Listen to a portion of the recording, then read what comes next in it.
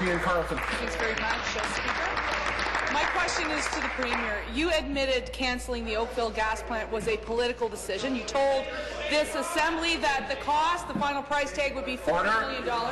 Her hand-picked OPA said that that number was spectacularly wrong, and it was actually $310 million. She was forced yesterday to acknowledge that, quote, the costs were unacceptably high, and then today we learned in the Globe and Mail that there would be no costs at all had it not been a political decision. So we are left to draw two conclusions, Speaker. Premier, when you signed the Cabinet document cancelling the Oakville power plant, is it fair to say that you were either so far in over your head you didn't understand what those costs actually were, or did you mislead this House all along that it was more than $40 million?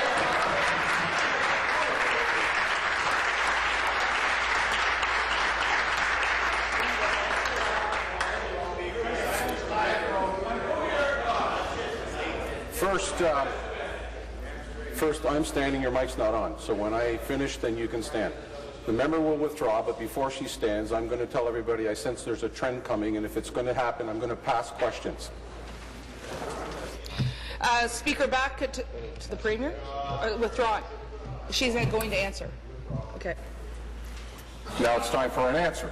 Thank you very much, Mr. Speaker. So, I will just be clear once again that how we got here. Our government, the government, listened to the advice of experts, cited two power plants over the objections of local residents, which was something that shouldn't have happened, Mr. Speaker. Over time, it became evident that the concerns of the residents were in fact legitimate, and we needed to make a change.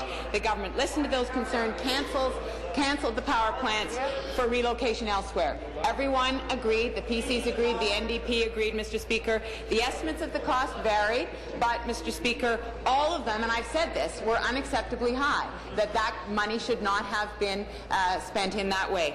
Everything, though, that we did, Mr. Speaker, in the run-up to and in the process of cancelling was the advice that we got was that if we had waited longer, that it could have been much more expensive. So that is the reality of what was happening at that time. Thank you. Supplementary. Very much, Speaker. Back to the Premier. A government without credibility certainly has no legitimacy, and this government has lost all credibility on the Oakville gas plant cancellation and in their entire long-term energy plan. It is clear that the Premier has told us false numbers in this House all along. The Premier has admitted that the cancellation was a political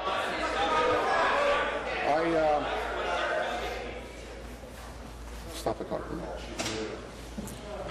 While I have both groups deciding how I'm going to judge and rule on language in this place, I'll make the judgments on that. I'm going to caution the member that I do not like the idea that we're trying to find ways to say something that we're not supposed to say directly. We're trying to find an indirect way to say it. I caution the member, last warning. The Premier has told this House numbers on various occasions that have been debunked outside this House. Speaker, the reality is they made a political decision. The Globe and Mail has acknowledged that today, and she insults every single Ontarian when she says, and I quote, "I really feel that my responsibility is to make sure this doesn't happen again." Talk about a deathbed conversion. She was the one who canceled the plan. She signed the document, and she was the one who sat at the cabinet table. So, Premier, will you finally admit in this House today that you knew all along that that $40 million was wrong, and you made a craft political decision to save the... Thank you. Be seated, please. Be seated, please. Thank you. Mr. Speaker, it is very important that governments learn from mistakes that are made. So, for example, I think it's very important. So, for example, Mr. Speaker, when a subway tunnel is built, Mr. Speaker, and is filled in, it's very important that governments learn that that's not a good idea, and that, in fact, sets back transit building, Mr. Speaker. When an asset like a public highway, like the 407, is so...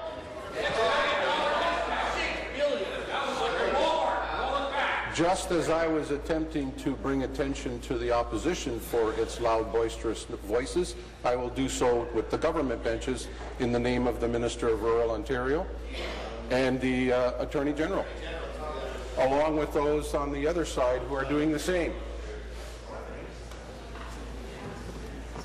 Finish, please. When, for example, an asset like the 407 is sold, it's very important, Mr. Speaker, that governments and future governments learn from those kinds of decisions and mistakes. When these gas plants were relocated, Mr. Speaker, I have said over and over again, and I continue to say, that there were mistakes made. There were things that happened that should not have happened. I take responsibility for those, and my responsibility is to make sure that they do not happen again. Final supplementary. If I had a cent for every single time a Liberal on that side of the House stood up and said it's not going to happen again, after Orange, after eHealth, after OLG, after Pan Am, after every scandal, Speaker, I could afford a power plant in Oakville. But Speaker, for years my party has been calling, or for months, for a judicial inquiry into this, but we now know that you will go to any length to suppress the truth and obscure the truth and ensure that we don't receive all of the true numbers. You have obstructed. No. That does go over the line, so I'll ask the member to withdraw. And if you do not redirect it in any other way, then I'm passing. Sure, Speaker. My question.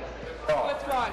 Premier, given that the two glass plants cancellations have now become the largest political scandal in Ontario's history, where hundreds of millions of dollars of taxpayer money was abused in order to save Liberal seats, will you finally admit today that you have orchestrated a scheme that outperforms the federal sponsorship scandal and that you have ensured that the people of this province are going to be paid well into the future? Thank you. Be seated, please. Be seated, please. Premier. Mr. Speaker, I wrote to the Auditor General. I asked the Auditor General of the day to look at the Oakville situation. I met with the Auditor General yesterday, Mr. Speaker. I have done everything in my power to make sure that the information that was asked for has been made available to those who have asked, Mr. Speaker. I have opened up the process because I believe that it is our responsibility to learn from decisions that were made and make sure that those decisions, were they wrong-headed, are not repeated in the future, Mr. Speaker. I believe that that is our responsibility. But the bottom line, Mr. Speaker, on energy in this province is when we came into office, there was not a reliable transmission grid, Mr. Speaker. There was not reliable generation. We have cleaned that up. We are closing the coal-fired plants, Mr. Speaker. People in this province can depend on energy. They can depend on transmission. It's clean, it's renewable, and we have turned the corner on the fiasco that was left by the... Be seated, please.